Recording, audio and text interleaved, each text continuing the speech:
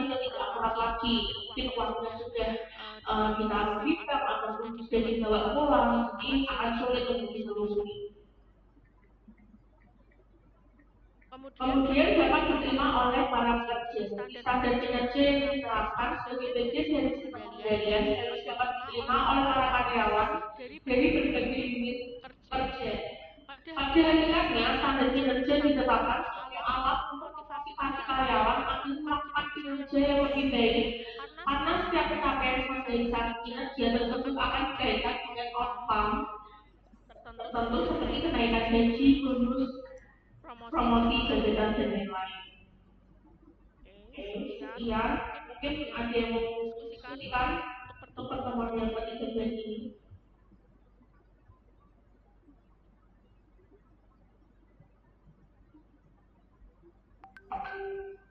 Jika tidak ada, saya lanjut ke pertemuan berikutnya ya. Terima kasih.